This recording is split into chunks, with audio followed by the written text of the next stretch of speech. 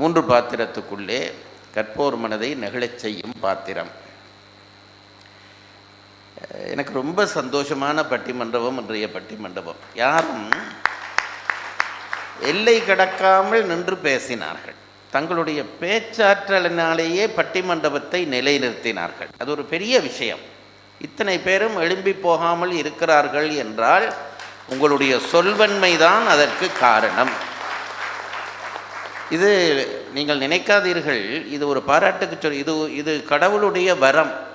இந்த வரத்தினுடைய பெருமதியை மற்றவர்கள் தெரிகிறார்களோ இல்லையோ நீங்கள் தெரிந்து கொள்ளுங்கள். இது எல்லாருக்கும் கிடைக்கக்கூடியது அல்ல.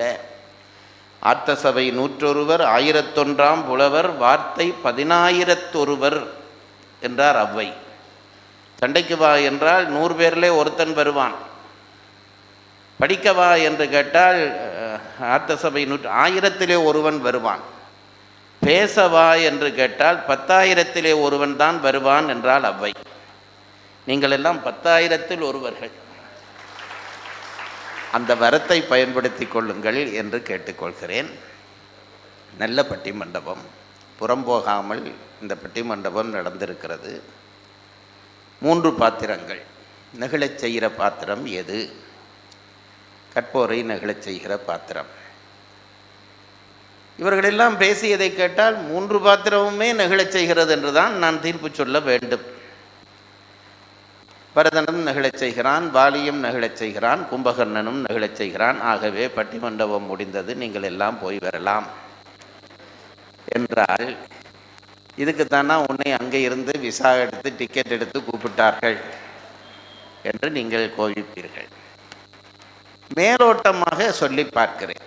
முதலிலே அந்த பாத்திரங்களை விளங்கி பார்க்கிறேன். பரதனை பற்றி சரவணனும் அவரோடு பேசிய சகோதரியும் நன்றாக பேசினார்கள். பரதனை இந்த எப்பவும் பட்டிமண்டபத்திலே 3 பாத்திரங்கள் ஒன்றாக எடுக்கப்பட்டு விட்டால் ஏதோ வகையிலே அவை 3ம் சமமாக நிற்கிற பாத்திரங்கள் தான், அதில் சந்தேகம் இல்லை. இப்போ நாங்கள் என்ன செய்வதென்றால் உயர்வு தாழ்வு பார்ப்பதில்லை. பட்டிமண்டபத்திலே உயர்வில் உயர்வு பார்க்கிறோம். அதான் பட்டிமண்டபத்திலே வேலை. 3ம் நெகிழ்ச்சி தருகிற பாத்திரம்தான். பரதன் பாத்திரத்திலே வந்த ஒரு பெரிய கொடுமை என்னவென்றால், அதை சொன்னார்கள், அவன் தீமையே செய்யவில்லை, ஆனால் அவன் மேலே எல்லாரும் பழி சுமத்தினார்கள். தீமை செய்கிறவர்களே பழி இல்லாமல் இன்றைக்கு சந்தோஷமாக இருக்கிறார்கள். நான் பொதுப்பட சொல்லுகிறேன். தீமை செய்கிறவர்களே பழியே இல்லாதவர்கள் போல சுகமாக இருக்கிறார்கள். நான் இந்த டிவியிலே தொலைக்காட்சியிலே பார்ப்பேன். களவிலே அம்பிட்டவர், கொள்ளையிலே அம்பிட்டவர் பிடித்து கொண்டு போவார்கள். அவர் சனத்துக்கு கைகாட்டி கொண்டு போவார். அவர்களுக்கு அதை பற்றி கவலையே இல்லை. பழி செய்தவனே பழி இல்லாமல் இருக்கிற பொழுது பாவமே செய்யாத ஒருவன் மேலே பாவத்தை அடுத்தடுத்து பாவம் அடித்தது. அதுக்கு என்ன காரணம்? விதிதான் காரணம். திருவள்ளுவர் சொன்னார், அவ்விய நெஞ்சத்தான் ஆக்கமும் செவ்வியான் கேடும் நினைக்கப்படும் என்றார். அதாவது கெட்டவன் நல்லா வாழுகிறான், பல இடங்களிலே நல்லவன் கெட்டு போகிறான். இது ஏண்டா என்று கேட்டா அதை பற்றி கொஞ்சம் உட்கார்ந்து யோசிடா என்றார் திருவள்ளுவர். பதில் சொல்லவில்லை. நம் மூதாதையர்கள் ஊழ் என்று ஒரு விஷயத்தை சொல்கிறார்களே, விதி. நம்முடைய பிறவி என்பது இந்த பிறவி மட்டுமல்ல, இந்த பிறவி மட்டுமல்ல, எத்தனையோ பிறவிகள் கடந்து வந்திருக்கிறோம். புல்லாகி பூடாகி புழுவாகி மரமாகி பல்விருகமாகி என்று மணிவாசகர் அடுக்கி தள்ளுகிறார். அப்ப இத்தனை பிறவி எடுத்து வந்திருக்கிறோமே, அந்த பிறவிகளுடைய கணக்கெல்லாம் எங்கள் கணக்கிலே இன்னும் பதிவாகி இருக்கிறது. அதைத்தான் நாங்கள் வினை கொள்கை என்று சொல்கிறோம். ஒன்றும் முடியவில்லை. ஒரு கொஞ்சம் எப்பவும் அதை இப்போ சொல்ல பொருத்தமான நேரம் இல்லை என்று பார்க்கிறேன். இப்போ நான் வினை கொள்கை என்றால் என்ன தெரியுங்களா? இப்போ நான் சரவணனுக்கு திடீரென்று ஒரு அடி அடிக்கிறேன் என்று சும்மா வைத்துக் கொள்ளுங்கள், அடிக்க மாட்டேன். அந்த அடி நான் செய்த வினை. என்றோ ஒரு நாள் அந்த அடி எனக்கு திருப்பி விடும். இப்போ வயசு போனவர் பாவம் இருந்து விட்டு போகட்டும், சரவணன் எனக்கு அடிக்க மாட்டார் என்று வைத்துக்கொள்வோம். ஒரு நம்பிக்கை தான். அடித்தா நல்லது, நான் அடித்தோன்னு அவரும் அடித்தா என்ன, அந்த வினை முடிஞ்சு போச்சு. இவர் அடிக்காமல் விட்டார் என்றால் அது கணக்கில் பதிவாகிவிடும், அந்த வினை எனக்கு இருக்கும். அப்படி நாங்கள் எத்தனை வினை செய்கிறோம் நினைத்து பாருங்கள். ஒரு பிறவியிலே எத்தனை வினை செய்கிறோம். நல்லதோ கெட்டதோ நீ செய்கிற வினை உன்னை வந்து சாரும். ஆனால் உடனே வந்து சாராது. வினைக்கும் பக்குவப்படுகிற காலம் என்று ஒரு காலம் இருக்கிறது என்று நம்முடைய தத்துவக்காரர்கள் சொல்லுகிறார்கள். அதுக்கு என்ன உதாரணம் சொல்வார்கள் என்றால், இங்கே பாருங்க, பயறு உங்களுக்கு தெரியும், தேங்காய் தெரியும், ரெண்டும் விதை தான். பயிரும் ஒரு விதை, தேங்காயும் ஒரு விதை. மண்ணுக்குள்ளே போட்டீர்களானால் பயிறு அடுத்த நாள் முளைத்து நிற்கும். தேங்காய் முளைப்பதற்கு 1 மாதம் 2 மாதம் செல்லும். தண்ணியில் ஊற விட்டு போடா கூட அது முளைப்பதற்கு 2 மாதம் செல்லும். ரெண்டும் விதை தான், ஆனால் முளைக்கிற பக்குவம் என்பது வேறு வேறு. அதுபோல ஒவ்வொரு வினைக்கும் அனுபவத்துக்கு வருவதான பக்குவம் என்று ஒன்று வருகிற பொழுதுதான் அது நம்மை வந்து சாரும். அதற்குத்தான் விதி கொள்கை என்று பெயர். ஒரு நல்லவன் கெட்டு போகிறான் என்றால் அவன் எங்கேயோ செய்த தீவினைகள் இப்ப வந்து அவனை சேருகிறது என்று அர்த்தம். ஒரு கெட்டவன் வாழ்கிறான் என்றால் அவன் முன்பு எங்கேயோ கணக்கு பண்ணிட்டு வந்திருக்கிறான், அது இந்த பிறவியிலே அவனை வாழ பண்ணுகிறது. அதைத்தான் திருவள்ளுவர் சொன்னார், அவ்விய நெஞ்சத்தான் ஆக்கமும். அவ்விய நெஞ்சத்தான் என்றால் கெட்ட நெஞ்சம் உள்ளவனுடைய நல்வாழ்வு, செவ்வியான் கேடும், உயர்ந்தவனுடைய கேடும் நினைக்கப்படும் என்றார். அது அவனவன் செய்த வினைகள் வந்து வந்து சாருகிற பொழுது சார்ந்தே தப்ப முடியாது. அதனால்தான் முடிந்த அளவு பாவத்தை குறைத்து கொள்ள வேண்டும். ஏனென்றால் அவன் சில பேர் கேட்பார்கள், கடவுள் ஒரு ஓர வஞ்சனை தானே, அந்த பிறவியிலேயே அடிச்சிருக்கலாம் தானே, இதுனா போன பிறவியில் செய்ததுக்கு இந்த பிறவியில் அடிக்கிறதா? பாவி, போன பிறவியில் செய்ததும் உன்னுடைய உயிர் தான், இந்த பிறவியில் அனுபவிக்கிறதும் உன்னுடைய உயிர் தான். ஆகவே அதே தான் வாங்குகிறது, வாங்கி கட்டி கொள்கிறது. இதிலே ஒன்றும் கடவுள் ஓர வஞ்சனை பண்ணவில்லை என்று தெரிந்து கொள். முடிந்த அளவு வினை செய்யாமல் இருக்கிறது உத்தமம். செய்யத்தான் வேண்டுமானால் நல்வினையை செய்துவிட வேண்டும். தீவினை செய்தால் அது அடிக்கும். எங்கோ ஒரு பிறவியிலே பரதன் பாவம் செய்திருப்பான் போல் இருக்கிறது. அவனை போல ஒரு நல்லவன் உண்டா? அது பல செய்திகளை சொன்னார்கள். அவனை போல ஒரு நல்லவன் உண்டா? ஒரு நல்லவனுக்கு அடி விழுகிற பொழுது கவலைப்படாமல் யாராவது இருப்பார்களா? பரதனுக்கு என்ன, பரதனை பாருங்கள், இங்கே சொன்னார்கள், அவனை நம்ப வேண்டியவர்கள் எல்லாம் அவனுக்கு அவனை நம்பவில்லை, அவனை தூற்றினார்கள். ஒரு வீட்டிலே, அதை இப்படித்தான் சொல்ல வேண்டும், ஒரு வீட்டிலே ஒரு பிள்ளை இருந்தான். அந்த வீட்டிலே 3 பெண்கள். யார் என்றால் அவனுடைய தாய் இருந்தால், மருமகள், அவனுடைய மனைவி இருந்தால், சகோதரி இருந்தால். 3 பெண்களுக்கு ஒரு ஆம்பளை. அதில் சிலது நல்லது, சிலது நட்டம் நடக்கும். இந்த 3 பேரும், இந்த பையனுக்கு பிறந்த நாள் வந்தது. இந்த நாளைக்கோ நாளன்றைக்கு பிறந்த நாள். இந்த 3 பேரும் என்ன செய்தார்கள், இவனுக்கு ஒரு பரிசு வாங்கி கொடுக்க வேண்டும் என்று முடிவு பண்ணினார். அம்மா சொன்னால், என்னிடம் நான் சேர்த்து வச்ச பணத்தில் இவ்வளவு இருக்கிறது. மனைவியும் சொன்னாள், தங்கச்சியும் சொன்னாள், எல்லாருமா போட்டு பிறந்த நாளுக்கு போடுவதற்கு அண்ணனுக்கு அல்லது மகனுக்கு அல்லது கணவனுக்கு ஒரு ட்ரௌசர் வாங்கி கொடுக்க வேண்டும் என்று, நான் தெரியா சொன்னா, ட்ரௌசர் வாங்கி கொடுக்க வேணும் என்று முடிவு பண்ணினார்கள். 3 பேரும் போனார்கள் கடைக்கு, ஒரு ட்ரௌசர் வாங்கி கொண்டு வந்து விட்டார்கள். அது உடனே கொடுத்துடப்படாது, அதை வச்சு ஆச்சரியப்படத்தக்கதாக கொடுக்க வேண்டும். இப்போ அப்படித்தானே எல்லாம் பண்ணுகிறார்கள், கொடுக்க வேணும் என்று முடிவு பண்ணி அதை வச்சுட்டார்கள். இதை அவன் தம்பிக்கு கொடுக்க வேணும் என்று முடிவு பண்ணினார்கள். முடிவு பண்ணி பார்த்தால் அடுத்த நாள் பிறந்த நாள், இனி கொடுத்துடலாம் என்று கொடுத்தார்கள் தம்பிக்கு. அவன் போட்டு பார்த்தால் அது 1 சான் நீளமாக இருக்கிறது. அவனுடைய அளவுக்கு 1 சான் நீளம். அடுத்த நாள் பிறந்த நாளுக்கு போட வேண்டும் என்று இவன் என்ன செய்தான், இதை ட்ரௌசரை கொண்டு அம்மாவிடம் போனான். அம்மா, இது 1 சான் நீளமாக போய்விட்டது, இதை வெட்டி தச்சு கொடுக்குறியான்றான். அம்மா அப்போ தான் பிள்ளைக்காக அரியதரம் பண்ணி கொண்டிருக்கிறாள், முறுக்கு சுட்டு கொண்டிருக்கிறாள். அம்மாவுக்கு கோபம் வந்து விட்டது. நான் இந்த வயசு போன காலத்திலேயும் என்ன கொண்டு வச்சுதான் நீ வேலை செய்ய வேண்டுமா? உனக்கு மனைவி வந்து விட்டால், சகோதரி இருக்கிறாள், என்னால் இயலாது களைச்சு போய்விட்டேன்னு அம்மா சத்தம் போட்டாள். இவன் பேசாமல் வாங்கி கொண்டு வந்துவிட்டான். நேராக மனைவியிடம் போனான். அவள் அப்போ தான் கேக் அடித்து கொண்டிருக்கிறாள். இது ஒரு சான் வெட்டித்தரியான்னு கேட்டாள். அவள் சொன்னால், உங்களுக்கு நான் தானா வேலை, தங்கச்சி இருக்கிறாளே அவள்கிட்ட போய் கொடுங்க. சரின்ட்டு வந்துவிட்டான். தங்கச்சியிடம் போய் கேட்டான், இது பண்ணி கொடுக்குறியா என்று. அவளும் ஏதோ ஒரு பலகாரம் பண்ணி கொண்டிருந்தாள். அந்த கோபத்தில், உனக்கு தானே மனைவி இருக்கிறாள், அதை நீ பண்ணுன்றான். இப்போதைக்கு இது மூன்றும் கொதிநிலையில் இருக்கிறபடியால் பேசாமல் இருக்கிறது நல்லது இந்த பையன் நினைச்சு அதை மடித்து கொண்டு போய் அலுமாரியில் வச்சுட்டு படுத்துட்டான். விடிய காலம் 3 மணி.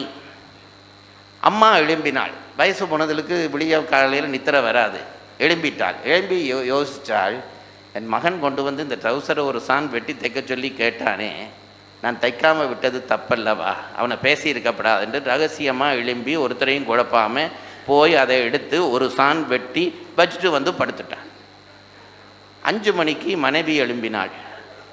அவள் எழும்பி என்ன நினைச்சாள், 1000 தான் இருந்தாலும் மனைவி செய்கிறது போல வருமா என்று தானே அவர் கேட்டார், நான் செய்தது தப்புத்தான் என்று நினைச்சு அவளும் சத்தம் போடாமல் எழும்பி போய் ஒரு சான் வெட்டி தைச்சு வச்சுட்டு வந்து படுத்துட்டாள். 6 மணிக்கு தங்கச்சி எழும்பினாள். அவளும் அதே வேலையை செய்தாள். காலையிலே பிறந்த நாளுக்கு அவர் ட்ரௌசர் போட்டால் அது ஷார்ட்ஸாக இருக்குது. அவனுடைய உடுப்பு அவன் நினைச்ச மாதிரி இல்லாமல் அரைவாசியில் நிற்குது. இது ஒரு பரிதாபம் இல்லையா?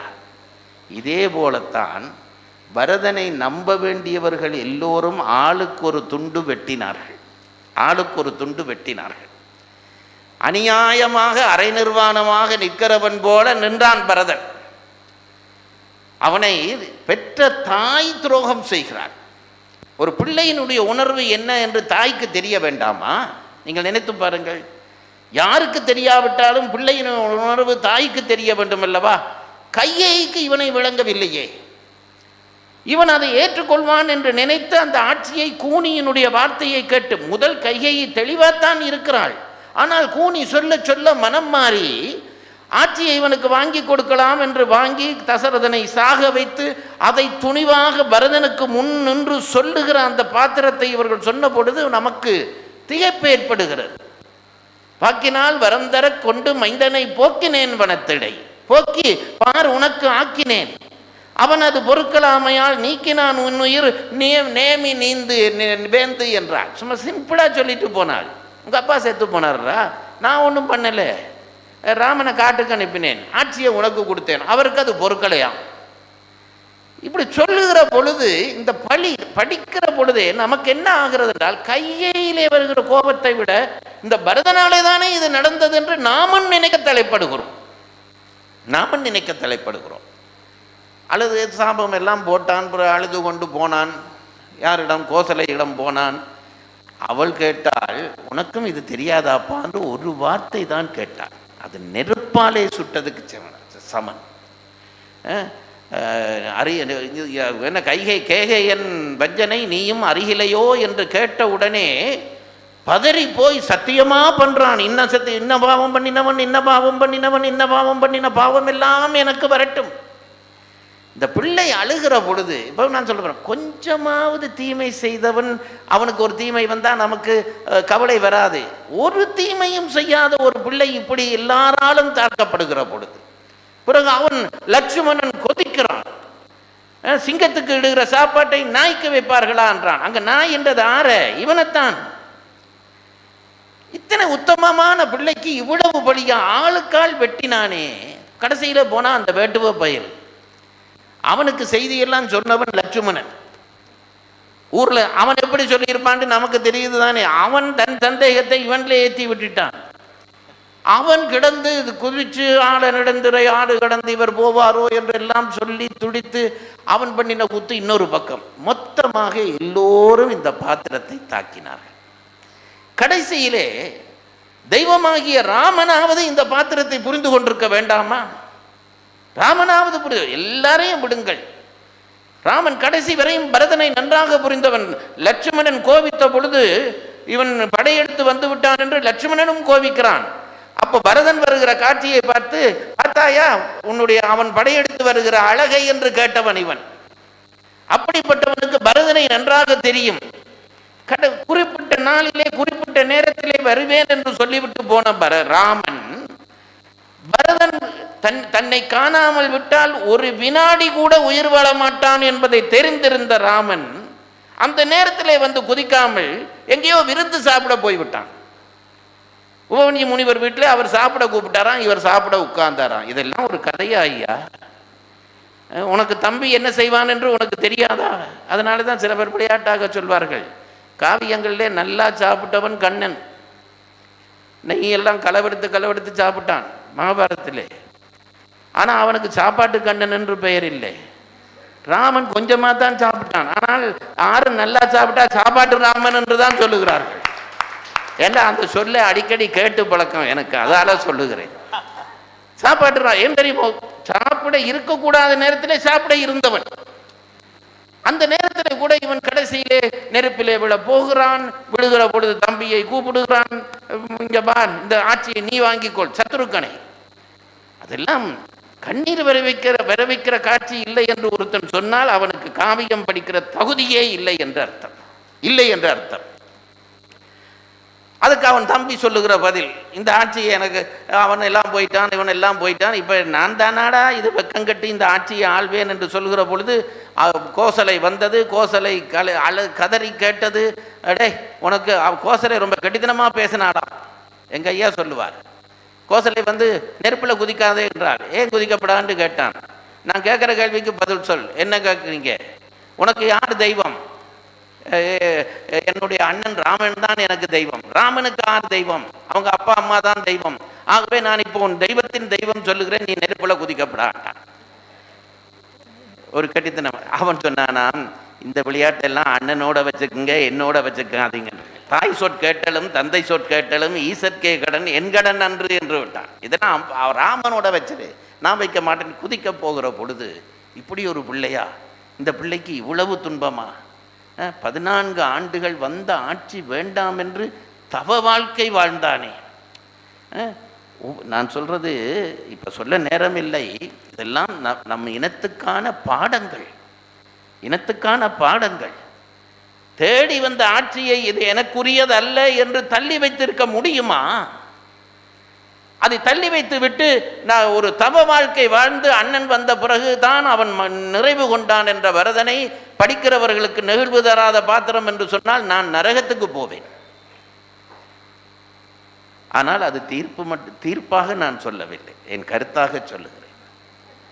அடுத்தது வாலியை எடுத்திருக்கிறார்கள், கிஷ்கிந்தை பாத்திரம். அதை குரங்க இன்றைக்கு விஜய சுந்தரிக்கு நல்ல மூட், அடித்து தள்ளி விட்டார்கள். அதாவது இந்த சங்கீதம் பாடுகிறவர்கள் ஒன்று சொல்வார்கள், இந்த பாவம் என்று ஒரு ராகம் தாளம் வேறே, பாவம் என்று ஒன்று இருக்கிறது.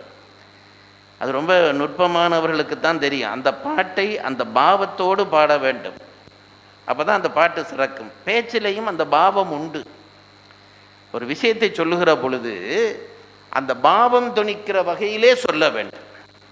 இப்போ சீதையை கதற ராவணன் தூக்கி கொண்டு போனான்னு சிரிச்சு கொண்டு சொல்லப்படாது. அது ஏதோ இவனுக்கு சந்தோஷம் என்று வந்துவிடும். சீதையை கதற ராவணன் தூக்கி கொண்டு போனா அந்த பதட்டம் பேசுறவனுடைய உடம்பிலே தெரிய வேண்டும். அதுதான் மெய்ப்பாடு. அப்போ இந்த இன்றைக்கு விஜயசுந்தரியினுடைய மெய்ப்பாடு உச்சம், அதுல சந்தேகம் இல்லை. மெய்ப்பாடு சரியா அமைந்து விட்டா இந்த நகைச்சுவை ஒன்றும் வேண்டாம், அதையே பேச்சுக்கு சபை கேட்கும். மெய்ப்பாடு சரியா அமைஞ்சா அதையே சபை கேட்கும். அது அமைய வேணும், அது தானா அமைய வேணும், நாம நினைச்சு உண்டாக்க முடியாது. வாலி என்ன செய்தான்? அதை பேசிய ஒருவர் அதை வாதிட்டார். அவன் புரண்மனையை நோக்கவில்லை என்பது போல சொன்னார். அவர் பாவம், வாலியை காப்பாற்றுவது நல்லதுதான், ஆனால் அது உண்மை இல்லை.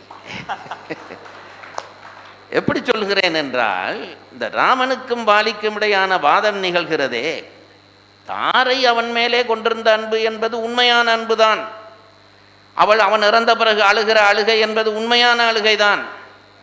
அதற்காக அவன் புரண்மனை நோக்காதவன் என்று அதை வைத்து கொண்டு சொல்ல முடியாது. ஏனென்றால் ராமன் கேட்கிறான். அந்த வாதாட்டம் நிகழ்கிற பொழுது இவன் இன்றைக்கு விஜயசுந்தரிக்கு வந்த மாதிரி தான் அன்றைக்கு வாலிக்கு வந்துட்டுது. எல்லாம் அடிச்சு தள்ளுறான். என்னென்று நீ என்னை கொல்லலாம், கோவியர் தருமம் உங்கள் குலத்துதித்தோர்கெல்லாம் ஓவியத்தெழுத ஒன்னா உருவத்தாய் உடைமை என்றோ ஆவியை ஜனகன் பெற்ற அன்னத்தை பிரிந்ததாலே தேவியை பிரிந்ததாலே திகைத்தனை போலும் செய்கை அரக்கர் ஒரு அழிவு செய்து கழிவுறையில் அவருக்கு வேறொரு குரக்கின திரையை கொள்ள மணிநிதி கூறிட்டுண்டோ இரக்கம் எங்கு தாய் என்பாள் பிழை கண்டாய் அப்பா பறக்களி இது நீ பூன்றால் புகழையார் பறிக்கற்பானார் மானமும் குலமும் காத்து மண்ணுயிர் துறந்த வள்ளல் தூயவன் மைந்தனே நீ பரதன் முன் தோன்றினாயே பரதனுக்கு முன்னாலே தோன்றினாயே. எங்க ஊர்ல ஒருத்தர் சொல்லுவார், பாலியாகவே மெய்ப்பாட்டோட பேசுறதா நினைச்சு பரதன் முன் தோன்றி நாயே. நான் சும்மா விளையாட்டா சொன்னேன், மேடையில எல்லாம் அப்படி சொல்லப்படாது. இப்படியே கேட்டு கேள்வி இல்லாம அடிச்சு தள்ளுறான். ராமன் சொன்னான், இங்க வாப்பா, நீ இது சொல்றது தவறு. சொந்த தம்பியினுடைய மனைவியை நீ தூக்குவது நியாயமா? இந்த கேள்வியை கேட்கிறான். இப்ப பந்து இவன் பக்கத்துல வந்து இருந்து இவன் திருப்பி போட்டுட்டான். இப்படி எல்லாம் இவரை அடிச்சது, நீ தம்பியின் மனைவியை தூக்கினாயே, அது தவறு இல்லையா? இப்ப இதுக்கு வாலி என்ன சொல்லி இருக்க வேண்டும்? ராமன் அதிலேயே அவுட் ஆகியிருப்பார். வாலி என்ன சொல்லி இருக்க வேண்டும்? தம்பியின் மனைவியா நான் தூக்கவே இல்லையே. நம்ம தம்பி சொன்ன மாதிரி சொல்லி இருக்க வேண்டும். தம்பியின் மனைவியா நான் தூக்கவே இல்லையே என்று சொல்லி இருந்தால் ராமன் அதுக்கு மேல வாதிட்டு இருக்கவே இடம் இல்லை. தம்பியின் மனைவியே. ஆனால் அவன் தூக்கியதை ஒத்துக்கொள்கிறான். மனமும் இல்லை மனநெறி வந்தன குணமும் இல்லை என்று சொல்லி விடுகிறான். ராமா, இந்த அண்ணன் தம்பி அண்ணி சகோதரி இதெல்லாம்டா உங்க மனுஷ குடும்பத்துக்கு தான்டா, எங்களுக்கு இதெல்லாம் ஒன்றும் கிடையாதுடா. எங்களுக்கு மனமும் இல்லை, கல்யாணம் என்ற ஒரு சாமான் கிடையாது, மனநெறி வந்தன குணமும் இல்லை, இந்த சட்டத்திட்ட ஒழுக்கங்கள் எல்லாம் எங்களுக்கு கிடையாது. இந்த கொப்பில் ஒன்றோட சீவிப்போம், அந்த கொப்பில் இன்னொன்றோட சீவிப்போம், அதுதான் இங்கே இயல்பு. அந்த இயல்பு இருக்கிறபடி இன்றைக்கும் பல பேர் அப்படித்தான் கொப்பு ஒவ்வொன்றோட சீவிக்கிறான். இது வாலி சொல்லுகிறான். அப்ப வாலி அதை ஒத்துக்கொண்டு விட்டான். நான் தம்பி மனைவியை கைப்பற்றி வைத்திருந்தேன் என்பதை வாலி ஒத்துக்கொண்டு விட்டான். அனுமன் சொல்லுகிறான், அவன் சத்தியவான், அவன் சொல்றதெல்லாம் பொய்யாக முடியாது. ஆகவே அவன் தம்பி மனைவியை விரும்பாதவன் என்ற வாதத்துக்கு இடமில்லை. அது விரும்பியவன் தான். ஆனால் அதற்கு வேறு காரணங்கள் சொல்கிறார்கள். அதாவது அந்த காலத்திலே ஒரு வழக்கம் நம் தமிழரசரிடம் இருந்திருக்கிறது. நாங்கள் எல்லாம் ரொம்ப பெரிய உத்தமர்கள் என்று நினைக்காதீர்கள். ஒரு நாட்டுக்கு படையெடுத்து போனால் அந்த நாட்டு அரசனுடைய மனைவியை கவர்ந்து கொண்டு வந்து விடுவார்கள். அப்படி முறை இருந்திருக்கிறது. அது மட்டுமல்ல, அந்த நாட்டு பெண்களுடைய கூந்தலை எல்லாம் அறுத்து கயிறாக திரித்து இந்த அரசனுடைய தேருக்கு கட்டி இழுப்பார்களாம். நான் எப்பவும் சொல்றேன் பாருங்க, ஒரு நாட்டில் போற வர விட்டுடாதீங்க. அனுபவத்தை கொண்டு சொல்கிறேன். இது நாட்டுக்கு மட்டும் இல்லை, வீட்டுக்கும் தான். சண்டையை வர விட்டுடாதீங்க. சண்டையை கொண்டுறது ரொம்ப சுலபம், நீக்கிறது ரொம்ப கஷ்டம். பகை என்று வந்துவிட்டால் தர்மம் போய்விடும். பகை கொண்டார் நெஞ்சம் போல் அறம் ஊக்காது என்றான் திருவள்ளுவன். படை கொண்டார் நெஞ்சம் போல், ஆயுதத்தை கையில வச்சிருக்கவனுக்கு தர்மம் பற்றி பேச தகுதியே இல்லை என்று சொல்லிவிட்டார் திருவள்ளுவர். இதுதான் இயல்பு. அதனாலே சண்டை வந்து விட்டது. சண்டை அண்ணனுக்கும் தம்பிக்கும் சண்டை. அவனை காயப்படுத்த வேண்டும் என்று அவன் மனைவியை கொண்டு வந்து வைத்திருந்தான் என்று ஒரு சாரார் சொல்லுகிறார்கள். அதை வேணுமென்றால் ஓரளவிலே ஏற்றுக்கொள்ளலாம். அது கூட இவனுடைய உடன்பாட்டு கருத்தாலே அதை கூட நாம் ஏற்க முடியவில்லை. ஆனால் வாலி ஒரு பெரிய வீரன். அதை நான் இங்கே பரதனை பார்க்கிற பொழுது ஒரு தர்மவானுக்கு விழுந்த வீழ்ச்சி. வாலிக்கு வந்த பொழுது அவன் பெரிய வீரன், சந்தேகம் இல்லை. அவன் சில சந்தர்ப்பங்கள், இப்ப பரதனுக்கு விதி விளையாடியது போலதான் வாலிக்கும் விதி விளையாடுது. அவன் தம்பியை வெறுத்த ஒருவன் அல்ல. சாகிற பொழுது ராமனை கூப்பிட்டு இவனை எம்பியை உம்பிமார்கள் இகழ்வரையில் தடுத்தி தக்கோ என்றான்.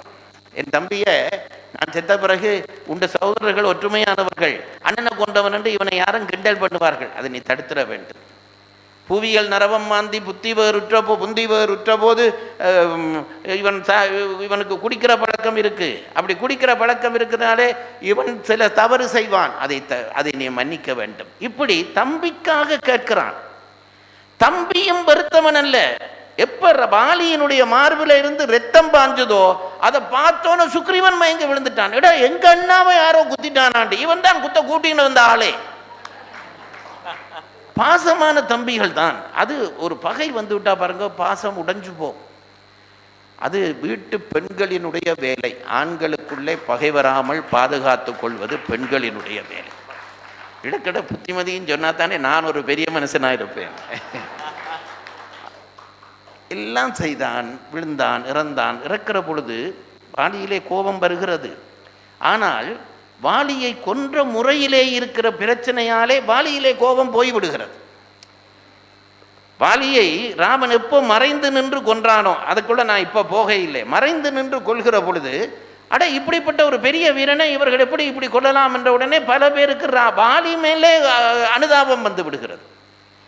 ஆகவே அந்த இடத்திலே வாலியை படிக்கிறவர்களுக்கு ஒரு நெகிழ்ச்சி வருகிறது. அட இப்படிப்பட்ட வீரனை கொன்று விட்டானே. சாகிற பொழுது கூட எல்லாருக்கும் நீதி செய்து விட்டு சாகிறவனை காணுகிற பொழுது நெகிழ்ச்சி வருவதை தவிர்க்க முடியவில்லை. ஆகவே நாங்கள் வாலியை படிக்கிற பொழுதும் எங்களுடைய உள்ளத்திலே நெகிழ்வு வருகிறது என்பதை யாரும் மறுக்க முடியாது. நிறைவாக கும்பகர்ணன். கும்பகர்ணன் உண்மையிலே நான் நினைக்கிறேன் ரொம்ப கஷ்டப்பட்டு கம்பன் இந்த பாத்திரத்தை படைத்திருப்பான்.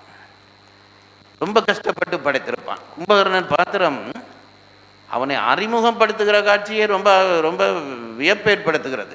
அனுமன் சீதையை தேடி போகிறான். ஒவ்வொரு கதவா திறக்கிறான். எங்கேயாவது சீதை இருப்பாளா இருப்பாளா என்று திறக்கிறான். திறக்கிற பொழுது ஒரு பெரிய கதவு இருந்தது. அந்த கதவை அனுமன் மெல்ல திறந்தான். அந்த கதவை அனுமன் மெல்ல திறந்தான். திடீரென்று அவன் நெஞ்சிலே ஆரோ ஒருத்தர் குத்தின மாதிரி இருந்தது. கதவை சும்மா அவன் சும்மா யாரும் சீதை உள்ள இருப்பாளோ ஒன்று பார்க்க திறந்தால் திடீரென்று ஆரோ அவனோட நெஞ்சில குத்தின மாதிரி இருந்தது. இதாரா என்ன போய் இப்படி குத்துறான்? அனுமன் பெரிய வீரன். அலமந்து போனான் அனுமன்.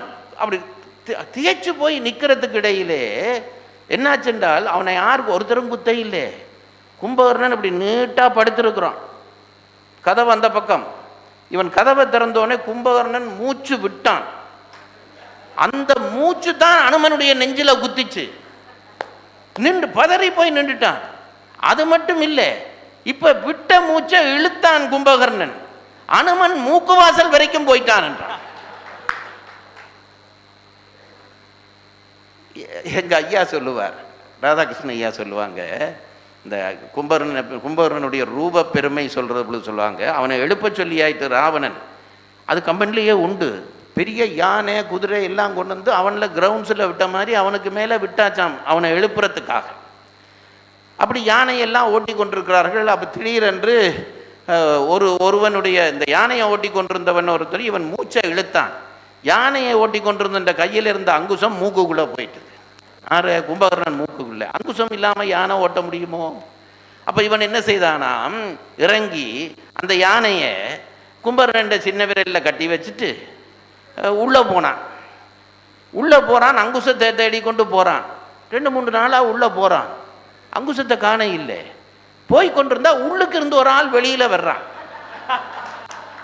இவன் கேட்டானாம், எங்கடா போற? அவன் கேட்டானா, நீ எங்க போற? யானை இவன் மூச்சில் தான் என் அங்குசம் உள்ளே போயிட்டுது, அதான் தேடி கொண்டு போறேன். அப்போ உள்ளே இருந்து வந்தவன் சொன்னானா, அதெல்லாம் கிடைக்காது போடான்ட்டானா. ஏன் அப்படி சொல்றேன்டான், நீ அங்குசத்தை தொலைச்சிட்டு போற, என் யானையே உள்ளுக்கு போயிட்டது, கிடைக்கலடா, அதான் நான் வெளியில வந்தேன் என்றான். அப்படிப்பட்ட பிரம்மாண்டமான வடிவம் கொண்டவன் அண்ணனுக்கு முன்னாலே வந்து நின்று தர்மங்களை எப்படி சொல்கிறான் தெரியுமா? எப்படி சொல்கிறான் தெரியுமா?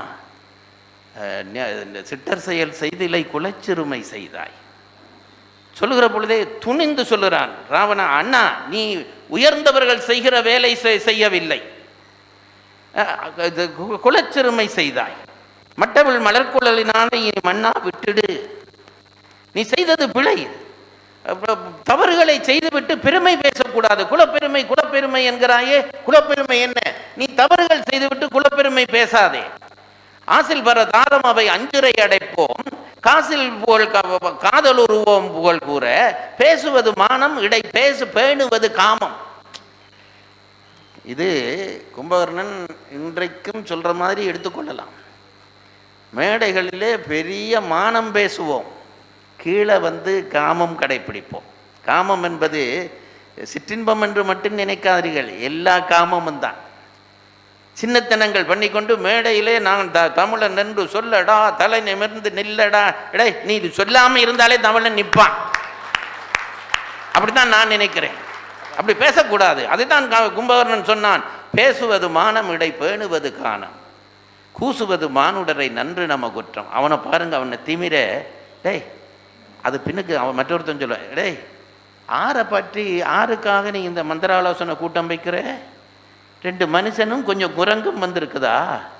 இவர்களை எப்படி என்று கையாளுவதற்கு ஒரு மந்திராலோசனை கூட்டம். இடே இலங்கையில் இப்படி எப்பயாவது நடக்குமாடா? நாம் குழம்பு வச்சு சாப்பிட்ற விஷயங்கள்டா அது. அவன் ஒருத்தன் சொன்னான், மானுடர்களும் குரங்குகளும் நாம் குழம்பு வச்சு சாப்பிட்றது, இவர்களை எப்படி வெல்றதுன்றதுக்கு ஒரு கூட்டம் வைக்கணுமா? இந்திரசித்தன் சொல்கிறான், என்ன அனுப்பு, நான் அதெல்லாம் முடிச்சுட்டு வந்துடுறேன்ன்றான். அப்படி ஒரு கூட்டம் வைத்திருக்கிற பொழுது இந்த கும்பகர்ணன் எழும்பின பேசின அவன் சொல்லிவிட்டு சொன்னான், நாங்கள் செய்வது பிழை, கூசுவது மானுடரை நன்று நம்ம குற்றம். மனிதர்களுக்கு பயப்பட வேண்டி ஒரு கூட்டம் போட வேண்டி வந்துட்டுதேடா, இதை விட வேற என்னடா வெக்கம் இருக்குன்று பேசுகிற கும்பகர்ணனை பார்க்கிற பொழுது வியப்பு வருகிறது. அடிச்சு சொன்னான், நாங்கள் நீ செய்வது பிழை, சிட்டர் செயல் செய்தலை குலச்சிறுமை செய்தாய், மற்றவள் மலர்குழலை ஆணை இனி மண்ணா விட்டுடு. அதெல்லாம் எங்கள் ஐயா சொல்லி கேட்க வேணும். அவர் என்ன சொல்லுவார் தெரியுமா? அவன் என்ன சொல்ல வந்தான் என்றாலாம், நீ சீதையை வச்சிருக்கிறது பிள்ளை விட்டுடு, அதான் சொல்ல வந்தான். மற்றவள் மலர்குழலிரானை இனி மண்ணா விட்டுடு சொல்லிக்கொண்டே ராவணன் முகத்தை பார்த்தானாம். முகன் ராவணனுக்கிட இவனும் எனக்கு சப்போர்ட் பண்ணுறான் இல்லையே என்று ராவணன் முகம் பாடிச்சுதாம். அப்படியே கதையை மாற்றிட்டான். விட்டுடுது மேல் எளிய மாதும் அவர் வெல்லப்பட்டுடுது மேல் அது நன்றுபடி என்றான். விட்டுடு என்று சொல்ல வந்தவன், விட்டா நாங்கள் சாதாரணமாக கீழே போயிடுவோம், வென்றுட்டா சரியா போயிடுவோம். அந்த பாட்டை முடிக்கிறார் கம்பர். அந்த ஆள் விளையாட்டை பார்க்குது. இப்படி ஒரு பெருந்தன்மை. கடைசியில் போய் சொல்லிட்டு போய் படுத்துட்டான். அவனுக்கு என்ன செய்யறது சார்? தூக்குறது அவனுடைய விதி. தூக்கம் வந்துட்டு போய் படுத்துட்டான். போர் தேவையில்லாமல் ராவணன் முதல் நாள் யுத்தத்துக்கு போனான். அது அவன் போயிருக்கவே தேவையில்லை. எத்தனையோ படை இருந்தது. இவருக்கு என்ன நினைப்பு? பூச்சி தானே நதிச்சிடலாம்னு போனார். அடிச்ச அடியில் அலமந்து போய் வந்துட்டார். பிறகுதான் ஒவ்வொருத்தராக எழுப்புறார். ஆறு அனுப்பலாம் என்று எழுப்புற பொழுது தான் கும்பகர்ணனை போய் எழுப்ப சொன்னார்கள். அவனுக்கு எல்லாம் எடுத்து அவன் எழும்பி வர்றான். தூக்கத்தில் இருக்கிறவனுக்கு தூக்கத்தால் எழும்பினா பசி வரும், அது இயற்கை. இந்த குழந்தைகள் வீட்டில் தூங்கிட்டு எழும்பினா அம்மா ஏதாவது டிஃபன் செய்து வைக்க வேணும், இல்லாட்டி அதுக்கு பசி கத்த ஆரம்பிச்சிடும். இவன் நல்லா தூங்கிட்டு இருக்கிறவன் எழும்பினான். என்ன சாப்பாடு என்றால் சாப்பாட்டை வச்சுட்டு தான் அவனை எழுப்பினாங்களாம், இல்லாட்டி எழுப்பினவனையே திண்டுடுவான். என்ன பாட்டு தம்பி? குடங்களும் 100 குட 600 சகடத்து அடிசிலும் 100 குடங்களும் நுண்கினான். என்ன சாப்பிட்டானாம் என்றால் சிம்பிளா சொல்றார், 600 சகடத்து அடிசில் 600 வண்டில் சோறு தின்றான். அதுக்கு பிறகு சொன்னான் 100 குடங்களும் நுங்கினான். 100 என்றால் 100 குடிச்சான் என்று அர்த்தம். 100 பெருக்கினா எவ்வளவு வருமோ அவ்வளவு கல்லு குடிச்சான் என்று அர்த்தம். கம்பருடைய அந்த கிண்டலை பாருங்க, குடிச்சிட்டு இவ்வளவும் சாப்பிட்டுட்டு ஏறுகின்ற பசியை எழுப்பினான் என்றார். அப்போதான் அவனுக்கு இவ்வளவும் சாப்பிட்ட பிறகுதான் பசி எழும்புதான். சில பேர் அப்படித்தான் இருக்கிறான். 200 இட்லி தின்ற பிறகுதான் அவனுக்கு பசி ஆரம்பமாகும். அப்படி இருந்தவன் இவன் கொண்டு விட்டார்கள். அவன் வந்தோன்னு கேட்ட கேள்வி இருக்கிறதே கும்பகர்ணன், ஆனதோ வெஞ்சமம் என்றான். டேய் சண்டையை இந்த நாட்டுக்குள்ள வர விட்டுட்டியாடா? இப்போ எல்லாம் நான் நினைக்கிறது உண்டு, இந்த பெரிய நாடுகள் உங்கள் இந்தியாவும் சரி, இப்போ அங்கே ரஷ்யாவும் சரி, ரஷ்யா அணுகுண்டு வச்சிருக்கே போட்டுடலாமே என்கிறார்கள் சில பேர். பாகிஸ்தான் நெடுக சேட்டை விடுதே, இந்தியா அடித்தா என்ன என்கிறார்கள். அந்த தலைமையில் இருக்கிறவர்கள் சரியாகத்தான் இருக்கிறார்கள். பெரும் சண்டையை தேசத்துக்குள்ளே வரவிடக்கூடாது, சகிக்கக்கூடிய அளவு சகிக்க வேண்டும். அதனாலே தான் அவர்கள் அதை செய்கிறார்கள். அவன் எழும்பினோன்னு கேட்டான், ஆனதோ வஞ்சமம் அழகில் கற்புடை சானகி துயரினும் கரிந்ததில்லையோ. டே ஒரு ஒழுக்கமான பெண்ணை கொண்டு வச்சிருக்கீங்களே, இன்னும் விடலையாடா? பதறான் அவன். வானமும் வையமும் அளந்த வான்புகள் போனதோ புகுந்ததோ பொன்றும் காலமே. சாகிற மரணத்தை தேடிட்டீங்களா என்று கத்தி பார்க்கிறான். ராவணன் கேட்கிறவனா இல்லை. அவன் என்ன சொன்னான்? உரியது தெரிய அன்று உன்னை கூயது என்றான். என்ன செய்யலாம் என்று 6000க்கு உன்னை நான் கூப்பிடல. அதுக்கு முதன் மந்திரி விபீஷணன் தான் போயிட்டான். நீ படைத்தளபதி, நான் ஆர்டர் பண்ணினா நீ செய்ய வேண்டும். அறிவுடை அமைச்சனும் நீ அலை, நீ எனக்கு புத்தி சொல்ற ஆள் இல்லை. சண்டை பிடிக்கிறேன்டா சண்டை பிடி, இல்லாவிட்டால் போய் சாப்பிட்டு படு. ஒருவனுடைய ஊனத்தை குத்தி காட்டப்படாது பாருங்க, அதை சொல்றான். இறங்கிய விழிமுகிழ்த்து இரவும் எல்லியும் உறங்குதி போ என உணர கூறினான். போடா போய் சாப்பிட்டு படுறா. இவனுக்கு தெரிஞ்சு போச்சு இவன் திருந்த மாட்டான்ண்டு. அவன் சொன்னான், நான் சண்டைக்கு போறேன்னா ஒரே ஒரு விஷயம் சொல்லிட்டு போகிறேன், வென்றிவன் வருவன் என்று உரைக்கிறேன். நான் திருப்பி வெற்றி பெற்று வருவேன் என்ற நம்பிக்கையோடு நானே போகையில்லை. விதி நின்றது பிடர் பிடித்து உந்துகிறது. விதி என்ன தள்ளுதுடா, நீ உன் வடிவில் தள்ளுது, நான் போகிறேன். பொன்றுவேன். பொன்றுவேனுக்கு 2 அர்த்தம், ஒன்று சண்டை பிடிப்பேன், அடுத்த சாவேன். பொன்றுவேன், பொன்றினாள். நான் செத்து போனா நீ ஒன்றே ஒன்று செய், புலங்கொள் தோழியை நன்றென நாயக விடுதியாமரோ. எனக்காக சீதையை விட்டு நீ தப்பிடுறா, நான் செத்தா பரவாயில்லடா. இப்படி ஒரு பாத்திரம் இருக்குமா? போர்க்களத்துக்கு போகிறான். போகிற பொழுது திரும்பி பார்த்து கண்ணில் ரத்தம் பலிகிறது என்றார் கம்பர். இன்றோடு கழிந்ததென்றே அது அங்கே வீடனில் சொல்லுவான். அழுது அழுது போகிறான். அங்கே போனால் வீடனன் வந்தான். வீடனன் வந்து என்னென்னவோ சொல்லி பார்த்தான். இவன் சொன்னான், அந்த பாருங்க தம்பி வந்து சொல்லுகிறான், ஆட்சியை உனக்கு நான் தருகிறேன் என்று. எத்த பெரிய இலங்கையினுடைய ஆட்சியை உனக்கு தருகிறேன். கும்பகர்ணன் சிரித்தான். அதெல்லாம் சரிதான்டா, நான் உன்னை குறை சொல்ல இல்லை, நீ அந்த பக்கம் போய் இருந்துட்டு, அதுதான் உனக்கு தர்மம். எனக்கு இங்கே இருந்து சாக வேணும்டா. நிற்கோள வாழ்வை நச்சு நெடுதினால் வளர்த்து பின்னை போர்க்கோளம் செய்து விட்டார்க்கு உயிர் கொடாது அங்கு போகேன். எவ்வளவு நாள் எங்க அண்ணா எனக்கு என்னெல்லாம் பண்ணினார் தெரியுமாடா? இப்ப தப்பு பண்ணிட்டார், பிழைதான், நான் இல்லைன்னு சொல்ல இல்லை. நீர்க்கோள வாழ்வு என்னடா, எப்படித்தான் இருந்தாலும் இந்த வாழ்வு முடிய போகிற வாழ்வு தானே. தண்ணியில கோலம் போட்டது போல அந்த கோலம் அப்பப்போ அழிகிறது போல இந்த வாழ்வு அழியத்தானே போகிறது. அந்த வாழ்வை நினைத்து நான் என்னை போர்க்கோலம் செய்து விட்டார்க்கு உயிர் கொடாது அங்கு போகேன். தற்கோல மேனியைய என்குறை தவிர்தையாயின் கார்கோல மேனியானை கூடுதி கடிதின் என்றான். போடா சொல்லிட்டு சொன்னான், டேய் தம்பியரின்றி மாண்டு கிடப்பரோ தமையன் மண்மேல். எனக்கு நான் இதெல்லாம் அழுதுருக்கிறேன் சாமி. என்னென்றா போ சொல்லிட்டான். சரி, அவன் போகிறதுக்கு முதல் சொல்கிறான், இங்கே வாடா, நான் உன் பக்கம் வந்துடுறேன்ட்டு வந்துடுறேன்னு வைப்போம். நாங்கள் 2 பேரும் ராமன்ட்ட சேர்த்துருவோம். ராமன் ராவணனை கொள்ளுவான். அவன்ட செத்த உடல் இந்த உடம்புல கிடக்கும். ஊர் என்னடா பேசும்? 3 பேர் அண்ணன் தம்பியாக இருந்தார்கள். 2 பேர் அவனை கையை விட்டுட்டு போயிட்டாங்கடா. இங்கே வர்றா, செத்து கிடக்கிறான் 10 தலையோடையும் 20 தோளையோடையும் கேட்டா அந்த வார்த்தையை கேட்டு என் உயிர் தங்குமாடா கேட்கிறான். அந்த வார்த்தையை கேட்ட பிறகும் என் உயிர் தங்குமா? தம்பியர் இன்றி மாண்டு கிடப்பனோ தமையன் மண்மேல் என்று சொல்லிவிட்டு கடைசி வரை போராடி உயிர் துறந்தவன் கும்பகர்ணன். அவனை படிக்கிற பொழுது நிகழ்ச்சி வரவில்லை என்றால் அவன் படிக்காமல் இருக்கிறது நல்லது. நிகழ்ச்சி வர படிக்காமல் இருக்கிறார். இப்போது எல்லாம் சரி, நேரம் போகுது, சீக்கிரமாக தீர்ப்பை சொல்லு. நீங்கள் நினைக்கிறது புரியுது. ஒன்றை சொல்லுகிறேன். அதாவது எல்லாம் நிகழ்ச்சி தான், நிகழ்ச்சியில் வாதம் இல்லை. இந்த கும்பகர்ண பாத்திரத்தில் என்ன சிறப்பு என்று கேட்டால் அங்கே சொன்னார்கள், அதாவது கும்பகர்ணன் தானியா நம்ம போல ஒரு மனுஷன். அது என்ன மனுஷன்? அவர் அரக்கன் அல்லவா? அதெல்லாம் அரக்கன் வேறு. படைக்கப்பட்ட விதத்திலே சொல்லுகிறேன், நம்மை போல மனிதர்கள். நம்மை போல மனிதர் என்று ஏன் சொல்லுகிறேன் தெரியுமா? யதார்த்த மனிதர்கள். ஏன் தெரியுது? நமக்கு எதை செய்யக்கூடாது என்று தெரியும். இல்லை, எந்த ஒரு காரியத்தை செய்தால் என்ன நடக்கும் என்று எங்களுக்கு தெரியும். அதை தடுக்கக்கூடிய சக்தியும் நம்மிடம் இருக்கும். இதை செய்தால் என்ன பிழை வரும் என்று எங்களுக்கு தெரியும். அந்த பிழை வராமல் தடுக்கக்கூடிய சக்தியும் எங்களிடம் இருக்கும். ஆனால் அதை செய்ய முடியாமல் கிடந்து தத்தளிப்போம். இதுதான் நாங்கள். நீங்க நினைச்சு பாருங்க, சில நேரத்திலே இதை செய்தால் என்ன பிழை வரும் என்று எங்களுக்கு தெளிவாக தெரியும். நான் நினைச்சால் அதை தடுக்கவும் முடியும்.